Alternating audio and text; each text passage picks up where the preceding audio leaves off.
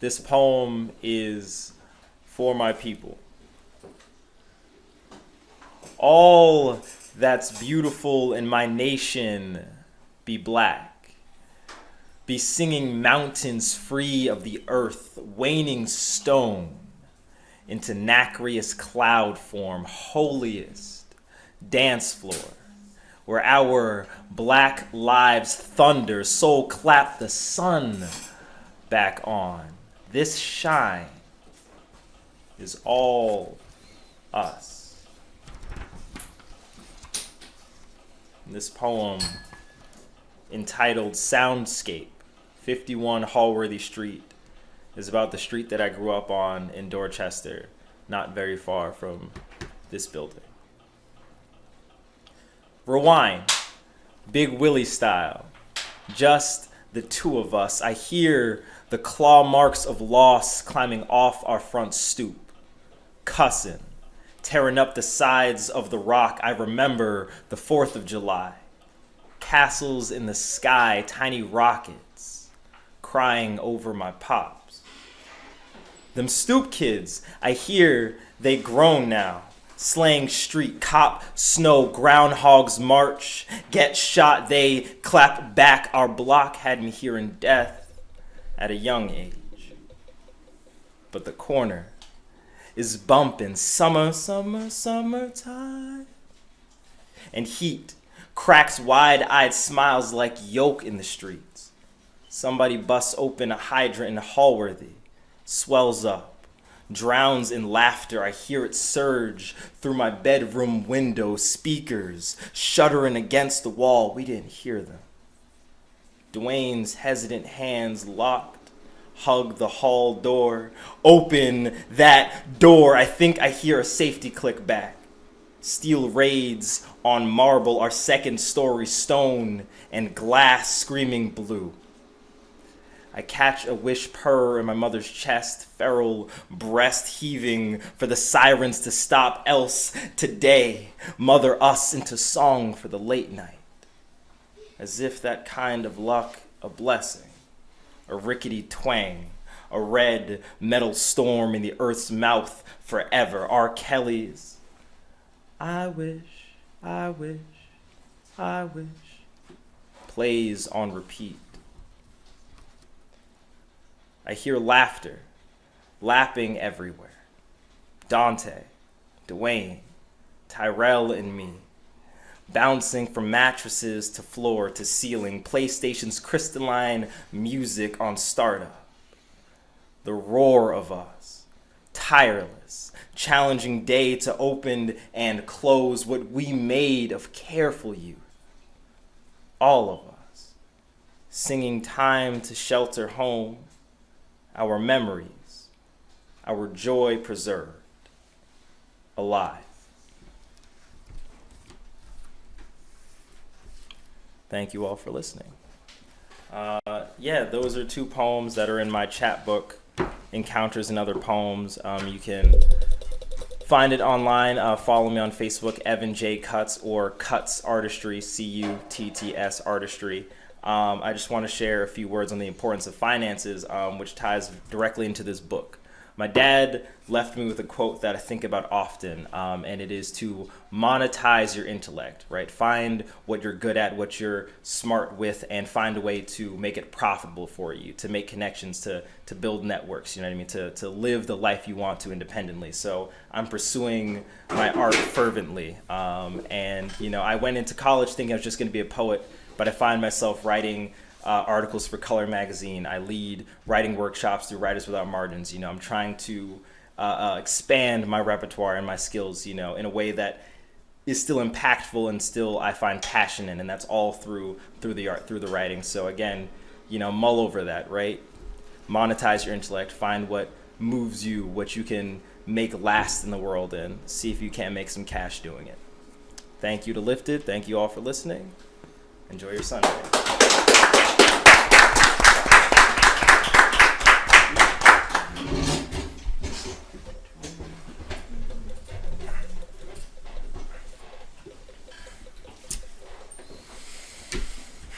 All right, so welcome to another episode of Lifted.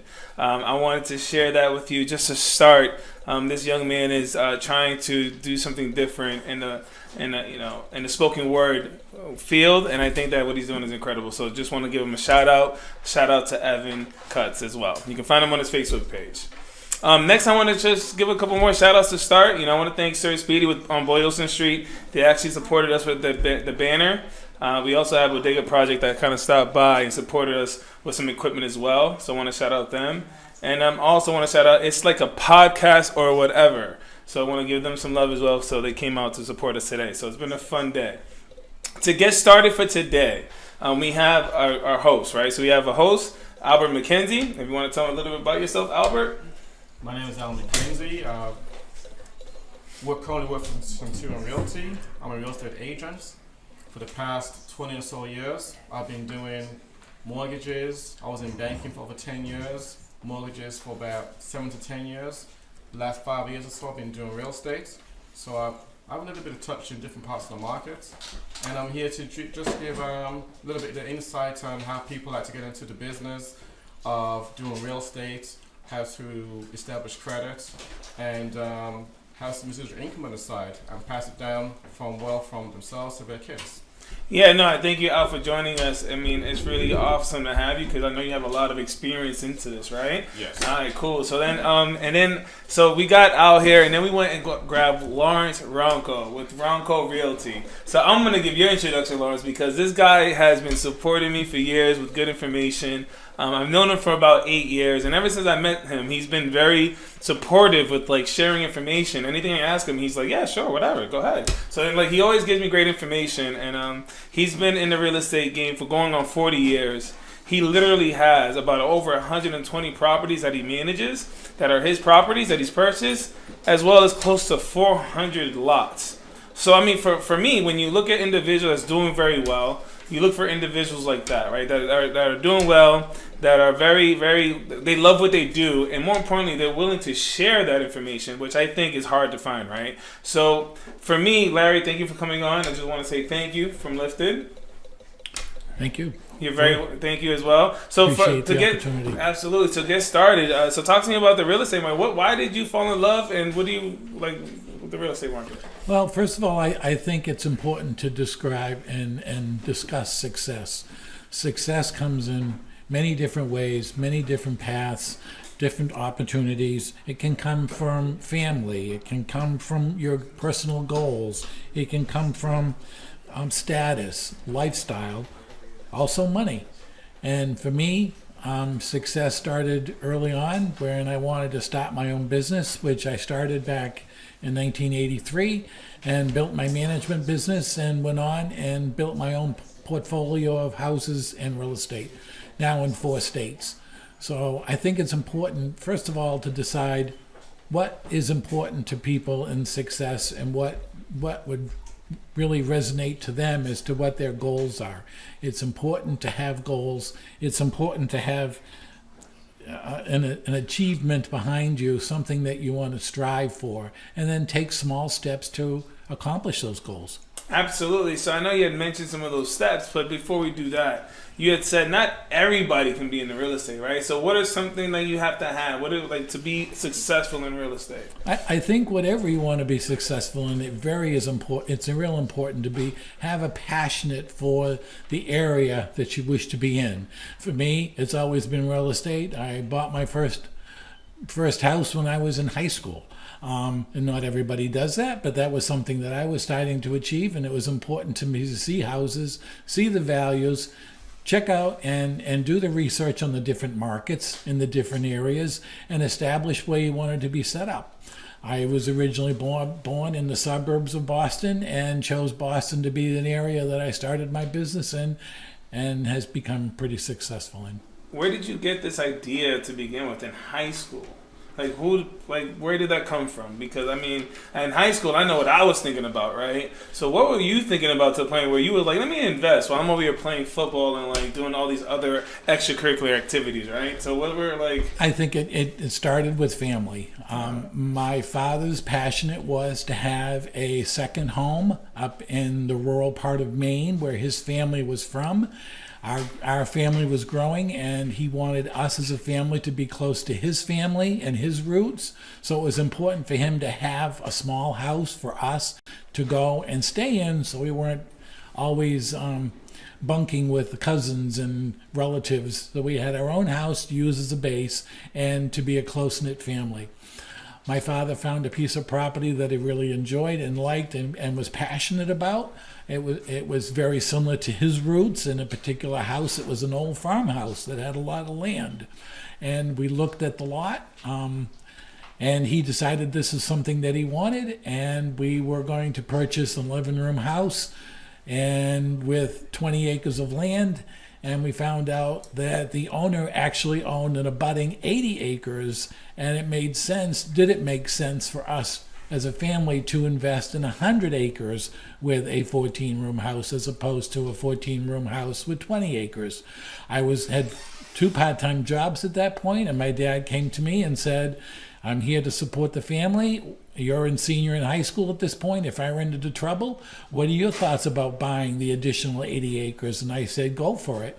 I had a small amount of savings account at that point in the bank, but it was enough so that he felt that if he got into trouble, I'd be willing to support him with his goals, and his goals was to buy the house with the 100 acres. So with a little bit of money in the bank that I had, backing him up, in case he got into trouble, we went for it. We bought the 100 acres and the 14-room house. He never needed my support financially, but it was important that I was there with him to support him and his goals for the family and the close-knit family that we wanted as a goal, so we could enjoy the rest of the family, which was 6 hours north in the rurals of Maine. So that got you. I mean, that's a pretty good story. I mean, it definitely gets me an understanding how you was able to get to that first house and the importance of family and the importance of information that was given to you early. That way, you'd have that information and kind of brought you to the places that you wanted, ultimately got to. So for me, like, you could have just had one house. You didn't really settle. Like, you wanted more houses, correct? Well, I don't know if I don't know if they gave you that type of advice, right? Or did they? I'm not sure. Well, it was a growing facet over the next 45 years. Other parcels of land became available that was attached to the 100 acres that I had purchased over the 45-year period. Not that was a single driving goal, but it was, all right, now we've got this 12-acre parcel. How about contacting the other people next door to get the 20-acre parcel? And eventually it grew to over 400 acres. I have a question. How did you get to having the financing to purchase plus abundant lands? Did you have any particular type of a team or toolbox requirements to get to that particular stage? Team is important, and I think we can get into that a little bit later. But for me, to directly answer that question is I had 2 part-time jobs. I put myself through 4-year education, and then I went ahead and did my master's degree.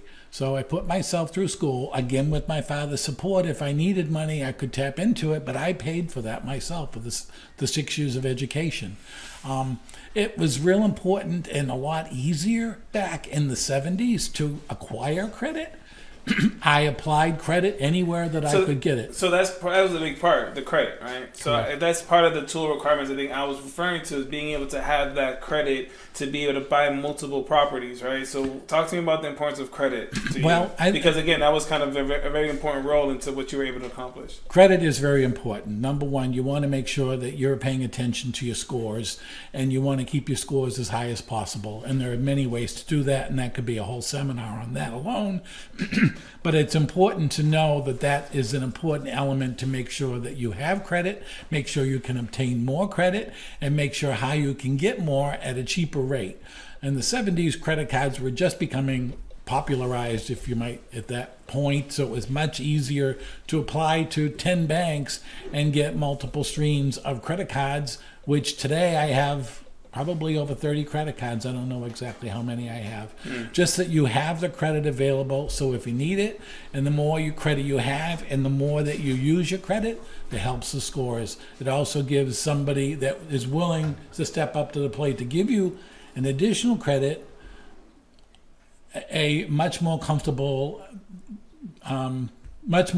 for them to give you a larger credit amount of balance. Perfect. So just sticking on that credit, because I think that's the hardest part for a lot of people to really like do well with. Al, talk to me about, I know you have really good information on how to secure credit. So talk to me about an individual that needs credit so they can get to that point that, Larry was able to have good credit. Well, in my experience, when I did banking, is that you have to have a good relationship with your banker, with the bank itself. You have a relationship with the customer service rep, the manager, and they have relationships with the loan department. Now, if you have your money in that particular bank, you can actually build credit scores by either having a credit card with them, in addition to having a couple of loans with them. I got no credit yet. No credit at all. Well, if you don't have any credit, there's a way. Talk to me. There are some banks that can actually give you something called a secured loan. And here's how it works. You'll walk into the bank and you'll tell them you'd like to get a loan against your own money. For example, $2,000. They'll take your $2,000. They're going to throw it into a savings account, and they're going to freeze that account until when the loan is paid off. They're going to give you the same amount of money what's in that savings account. Got it. Throw it in a checking account. You pay the minimum balance every single month. Every time you pay, it's get reported as a regular loan. And then credit scores build up. Perfect. So then after that, you're able to apply to have different credit cards or even getting towards that first mortgage. Down the line, yes, you can. All right, because cool. every time you make payments, you're building up the credits. You can pay off that loan. You can do it 2, 3, 4 more times. Because every time you do that, it shows you have paid off trade lines. Got it. And now you have some buying power. Because when you go to apply anywhere else, or with your current lender, or your current bank, they're going to see that you have some form of established credit. Got it. And then you can take it from there. Perfect. So now so myself, I got credit. Now I got my credit. I've been saving my pennies because I think we all agree savings are a very important part of all of this, right? Nothing happens without that part because you have to have 2 part-time jobs, and then with the 2 part-time jobs, you get you enough money, and then you got your credit going on. I buy my first house. What type of house should I buy, Larry? Well, for your first primary residence, I think it's important to meet the goals of what your requirements are. If you've got a family of 2, a husband and a wife, then you don't need a big house. Maybe that you want to think about doing, and if you want to pursue into this avenue, maybe you want to consider a multifamily house, or at least a very small house, and something that's very affordable. And it is very important to work on that credit, get your score higher, and once you've got your score higher, then you have the history, and then the banks will be willing to lend you a mortgage. Once they've lent you a mortgage, then at that point you can then work on building, if you wish to and you're inspired to, building your portfolio at that point with additional houses, additional units, or again, using your credit and using your credit score and building your team with the relationship people that you have, with the relationship with the banker, with the relationship with a real estate person, so they can help you, direct you to fulfill the needs that's important to what you want and what your goals are for your first primary residence home. I have a question. Would you recommend a first-time home buyer purchasing a multifamily versus a single family? So if they're looking to build an empire of as Larry properties, did, correct? Right? That's just like what you did. Correct. Would you prefer them to buy multifamily to get used to have an experience of dealing with a tenant? That just depends upon the individual.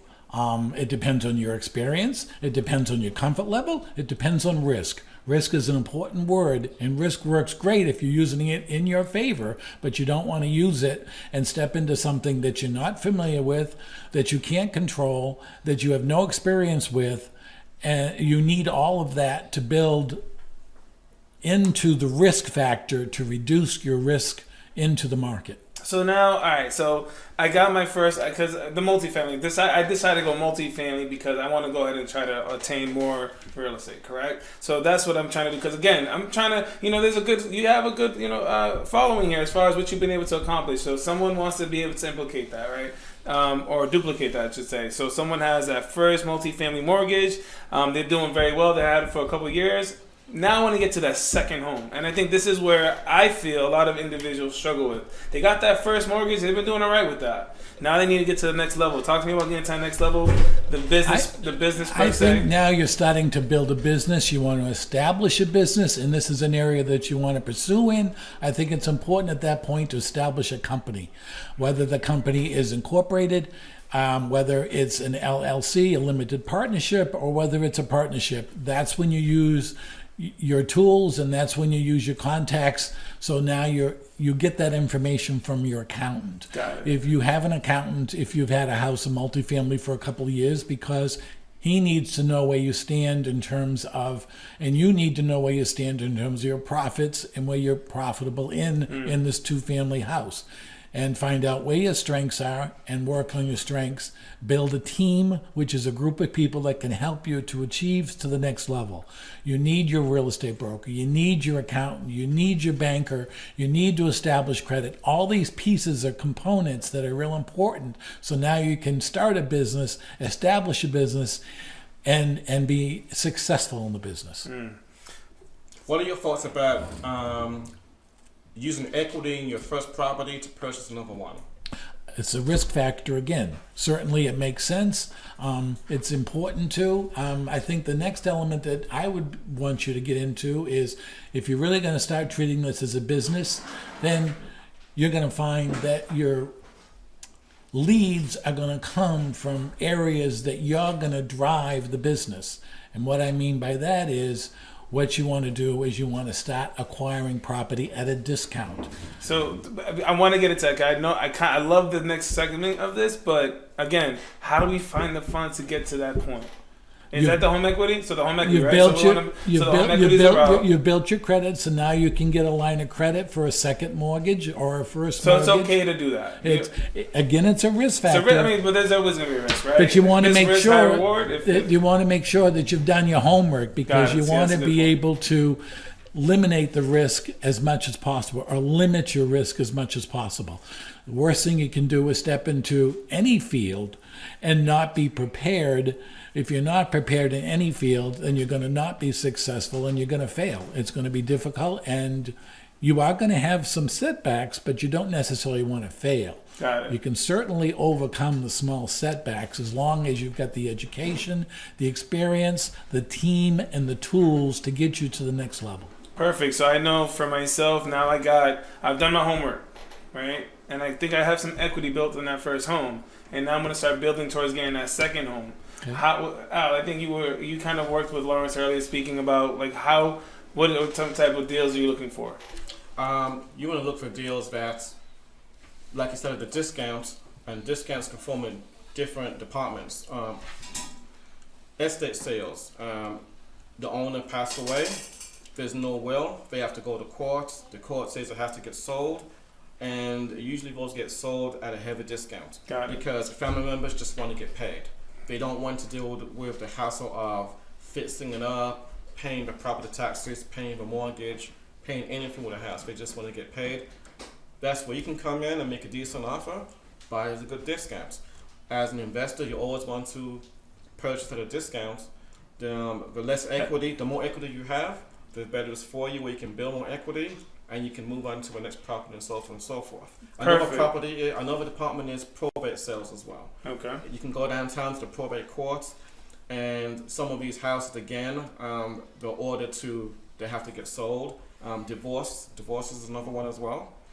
House has to get split up. Got it. You can go downtown to the town hall, or you can look at newspapers. Every Sunday, grab up a newspaper, $2, and there's a lot of stuff that's going to get sold. They tell you when they're going to get sold. Nice. And that way, when you know when it's going to get sold, you can have your plan and get yourself approved up front, and then hopefully you can get a good discount on the property.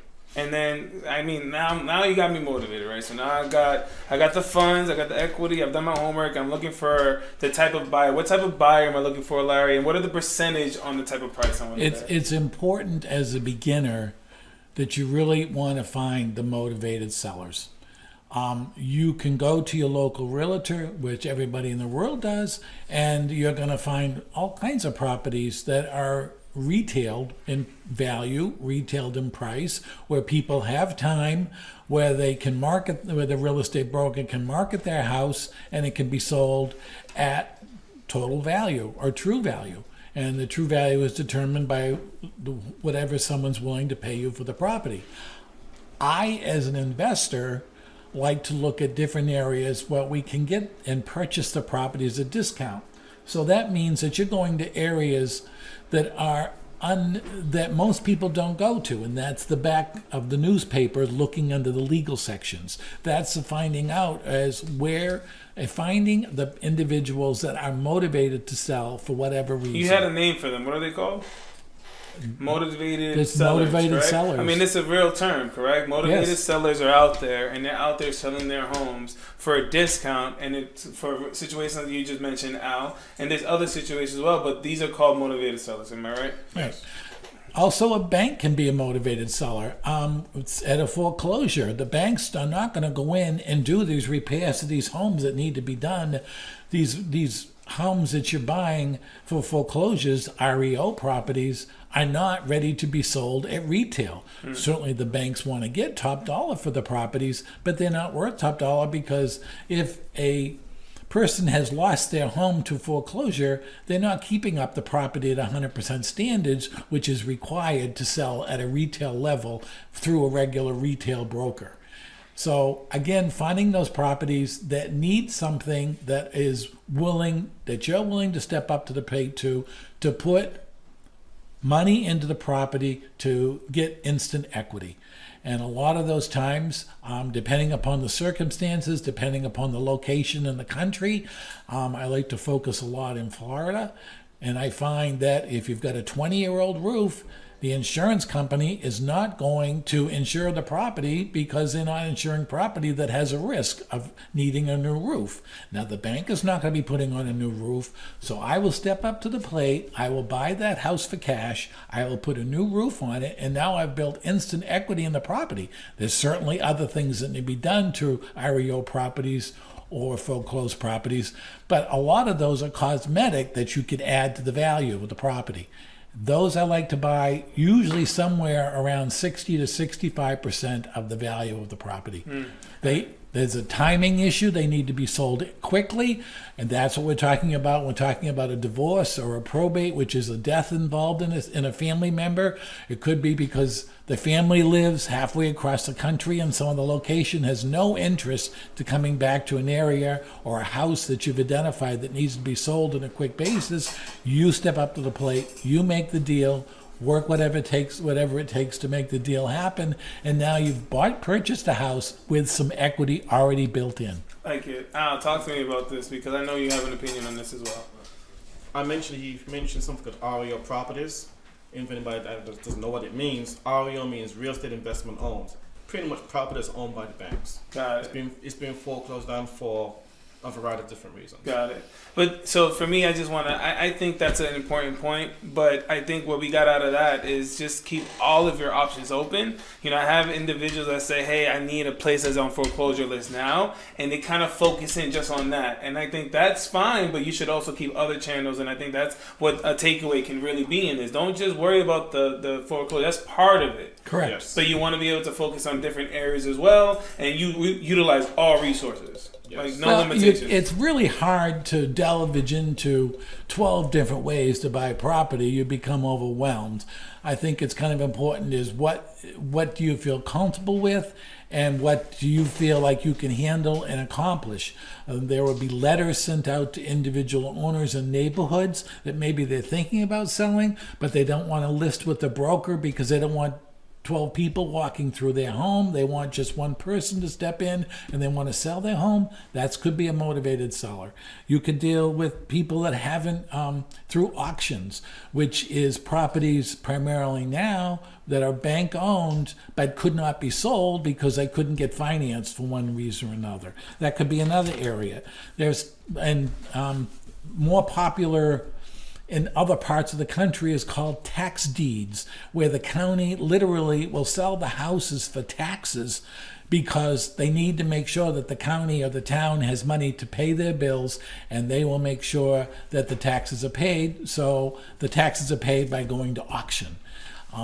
There are so many different ways to look at different properties and different avenues to go in. I think it's important to kind of narrow your base down to a couple of them, because you can go crazy going after 12 different avenues to purchase property. So 12, tune it down to a couple that's working for you, maybe 3 or 4, and then kind of Correct. utilize those and take advantage. Correct. Perfect. I think that that's better information I would have given.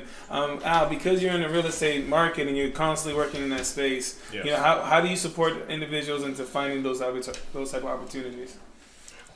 Sometimes I do the homework for them. I'll look in the newspapers. I'll go online. Some of those properties, you can drive in the neighborhood. You can see if the houses have been taken care of. Most likely, they're probably not paying their bills on time. They're probably behind on their taxes. And as you know, as Larry said, if these homeowners not paying their taxes on time, they have a choice to either pay their taxes or lose whatever equity they have in their home, and they're going to get foreclosed on by the city. Whereas you now, as a motivated buyer, you can pretty much knock on the door and ask them if they're looking to sell. They're either going to say yes, they're going to say no.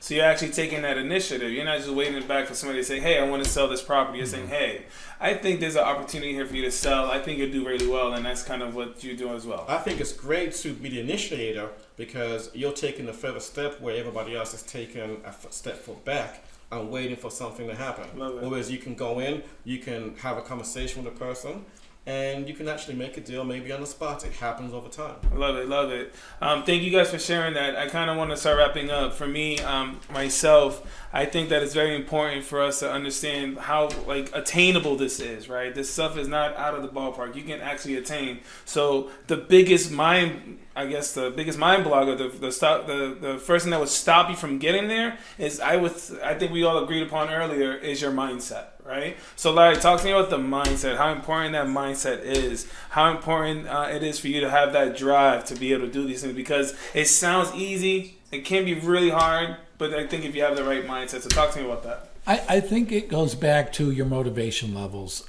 There are many people that are happy to work a 40-hour-a-week job, punch in at 8 o'clock, punch out at 4 o'clock or 5 o'clock, and go home and forget about it, forget about work, and go home and do what they want to do for the weekend.